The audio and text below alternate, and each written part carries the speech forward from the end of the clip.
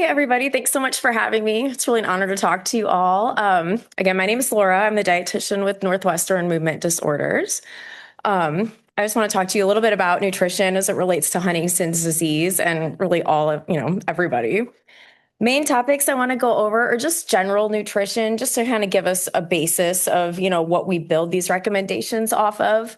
And, a lot of this might be information you're all very familiar with, but it's always good to have a refresher too. I'm also going to go over increased calorie needs as that pertains to many of our Huntington's patients as the disease progresses. Also, possibly you've been put on a modified diet and just ways to still incorporate those basic general nutrition properties into a specific diet regimen. Also, feeding difficulties, maybe some strategies to help with that if you're experiencing that in your life as well. So, starting with general healthy eating, we really want to focus with our patients on quality over quantity.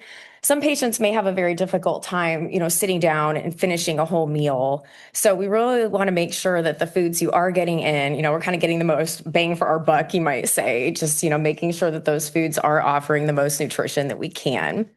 Also, an everything in moderation approach, I think, is a good way to look at it too. There's no foods that are off limits or things that you should only be eating. We want to include the most moderation in our diet as possible just to prevent any nutrient deficiencies. Most of our recommendations are based off of an anti-inflammatory slash Mediterranean style diet. Most of the research backs these types of diets just because they do focus on the food and they're not, focused on a calorie amount or meeting certain protein goals or anything. We just really want to focus on the different types of foods that you're eating. And it's just really this basic concept of including a good variety of fruits and vegetables, whole grains, healthy fats, getting our protein from the best sources, dairy, and then limiting processed foods the best that we can. So starting with fruits and vegetables, ideally these would take up about half of your plate. I know a lot of us, it's more like meat and potatoes and that's fine too, but trying to increase fruits and vegetables is always a good thing to do.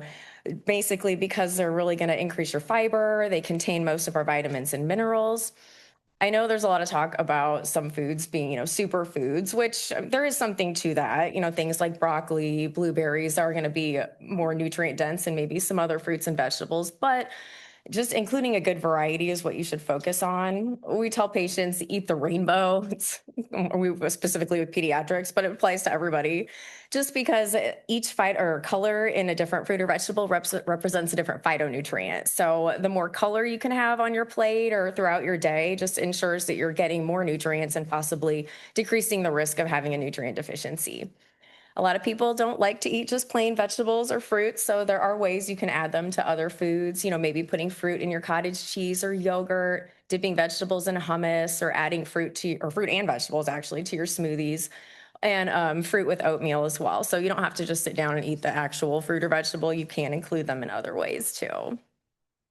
Whole grains, these can be kind of confusing as the grain industry likes to trick people. They might even go as far as to dyeing a loaf of bread brown just to make you think that it's a whole grain. So you really need to check the ingredient list when you're buying these products just to make sure that that first ingredients is listed as 100% whole grain products, or 100% whole wheat would be an option as well. The reason you want to strive for these products over the processed version is because when it's whole grain, it's including all the parts of the grain, the bran, the germ, the endosperm. This is where all the good stuff is, where all your complex carbs are, your fiber, all your vitamins, magnesium. When they strip that grain to take it into like a processed version, they're taking out all the good stuff. And we're really just left with the empty carbohydrates, which for our patients, we don't want anything we eat to be empty. We want everything to have some kind of nutritional value. So that's why, making sure you are finding those whole grain products is just going to ensure you're getting more out of what you're eating. These could also be things like brown rice, whole wheat bread, rye, corn, quinoa, whole wheat pasta, any of these things just to include more in your diet. And it's not to say you can't eat the processed versions occasionally. We just want you to strive for including more whole grains the best you can. Now, fats. Fats sometimes get a bad reputation, especially if you grew up in the 90s when everything was low fat. But the truth is, we do need fat in our diet. We just want to include the fats that are going to help us as opposed to maybe cause more health problems. The fats we want to stay away from or avoid the best we can are our unhealthy fats. These are going to be the ones that tend to raise your bad cholesterol. The ones you really want to try to avoid the best you can are your trans fats. These are not found in nature, they're man made. Your processed foods, anything fried, meat, margarine, all the meats like your bacon, your sausage, things like that. They are going to offer calories, which for our patients can be good, but they come along with a lot of other problems like high sodium and, obviously these trans fats that we don't want to include. Also, saturated fats, limit these the best you can. These are a little bit more difficult because they are found in our animal products, dairy, baked goods. So I believe the actual recommendation for saturated fat is trying to keep it under about 10 grams a day. So just to give you an example, a deck of card size chicken breast is about 1 gram of saturated fat, as opposed to the same size cut of certain steak can be up to 7. So really focusing on those foods that are low in saturated fats. The reason these fats can be so problematic is because if you see the top and the bottom, this is the top one is your saturated fatty acid, the bottom one is your trans fatty acid. They're very long and thin in length. So when you eat a lot of these fats, they stack up very tightly on top of each other in your bloodstream, and that's what clogs your arteries, causes these blockages. However, the good fats, your unsaturated fats, there's a bend in that molecule. So when they do stack up on top of each other, there's plenty of room for your blood to flow through, and then they're still going to do the things that we need fat to do in our diet. Specifically aid in your brain cell function, help absorb, the fat soluble vitamins. They can actually help with inflammation, and they can raise your good cholesterol and lower your bad cholesterol. So a lot of benefits to the good fats. These are going to be your monounsaturated and polyunsaturated fats that are typically found in your fatty fish, nuts, avocados, whole grains, seeds, and olive oil, these types of things. So including more of these in your diet and then less of those saturated fats can be really beneficial as well. Protein. Everybody needs protein. It's involved with a lot of things in your body: muscle growth, immune health, cell repair. We just want to, again, try to get our protein from the best sources, and that's going to be your lean meats and your plant-based proteins. So your lean meats are going to be your fish, chicken breast, turkey breast, because they're lower in the saturated fat. Same with these plant-based proteins as well. Plant-based proteins are going to be very low to zero saturated fat, and that's going to be your beans, lentils, tofu, things like that. Not saying you have to be a full vegetarian, but including more plant-based proteins in your diet can be helpful also. Dairy. Dairy is a great thing to include just because of the calcium, phosphorus. It's good for your bone health, your teeth. It also helps with your energy because it's a carbohydrate protein combination. It's a very slow energy release. So, it might help keep your energy stable throughout the day. General recommendations are about 3 servings of dairy per day. And these are going to be your, milk, cheese, Greek yogurt, cottage cheese. A lot of people can't tolerate dairy very well. So they're all are very good alternatives that are still going to be fortified with these vitamins and minerals. So, trying to get that into your diet as well can be very helpful. And also it can be a great way to add calories, which I'll get to in a little bit. And then the limiting of the processed foods. Processed foods, again, they're going to provide calories, but come along with a lot of other stuff that we don't need.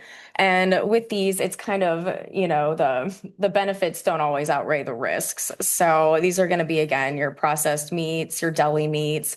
Usually, your best way to avoid these is just shop the perimeter of the grocery store. That's usually where most of your whole foods are. It's once you start going in those middle aisles that things get a little dicier. So, getting the more whole foods you can, your body's going to utilize all those nutrients better. They're just more bioavailable.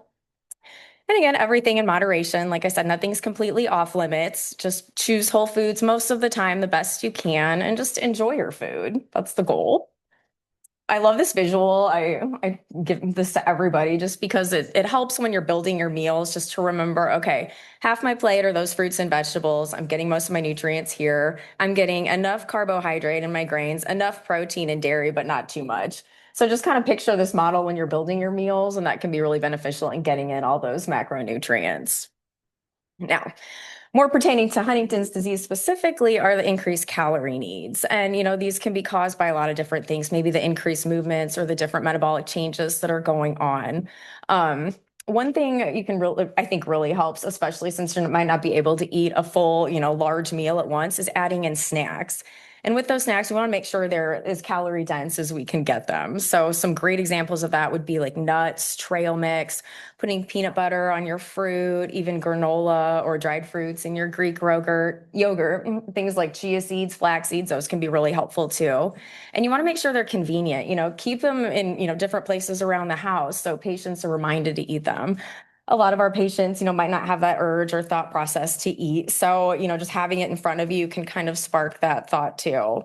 And ideally, that small frequent meal pattern can be very helpful just to try to get in a meal or a snack about every 3 hours, just to make sure you're getting in the nutrients and the calories to maintain the weight.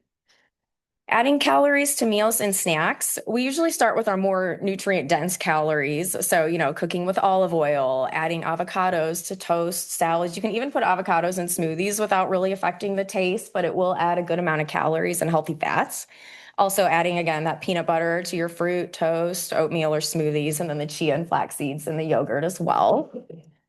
Now, if the weight loss is going to continue, adding the healthy calories aren't really helping, then I would fully support adding less nutritious calories as well, just to help keep the weight on. So heavy cream is a great one. You can add this, I mean, honestly, to most things that you're eating, even in the place of milk, just it might be, more calories than say just whole milk on its own. Cheese, we live in the Midwest. I feel like we put cheese on everything anyway, but this is a great thing just to sprinkle on top of whatever you're eating, just to add a little bit of calories as well. Ideally, a minimum of 500 extra calories a day. We would like to see help that weight stabilize. So that can really, little things throughout the day and the snacks and the meals can add up to, a good amount of added calories. Even if it's as simple as switching from maybe you're a 2% milk drinker, switching to whole milk or full fat Greek yogurt, that could be an option too. Condiments, dipping things in ranch dressing, jellies, maple syrup, butter, honey, all these little things add up to a decent amount of extra calories. Don't forget about beverages. Nutritional supplemental shakes. We do recommend these a lot. These are going to be like your Ensure products, your Boost or Glucernas. Some people, the taste might not be your preference, so you can still incorporate these into your diet, just maybe adding them to things. Put them in your coffee, use in place of milk and cereal or oatmeal. It might mask the taste a little bit. Again, just drinking whole milk or chocolate milk, a lot of extra calories. And when you're making smoothies too, you can include those nutritional supplements as your base. You can still maybe instead of the whole milk, use the Ensure and it'll cover up the taste as well. And then just adding those other options to your smoothies as well, if you like to make smoothies. Now, you might have been put or recommended being on a modified diet, possibly, having chewing difficulties, dysphagia, swallowing issues. So if, you're recommended taking very small bites or maybe pureed consistency or thickened liquids, you can still get in the calories you need on these diets as well. Whether it be the nutritional supplements, avocados, your softer foods, the Greek yogurt with the smoothies again. Again, heavy cream, adding that to mashed potatoes or possibly cheese, whole milk to your scrambled eggs.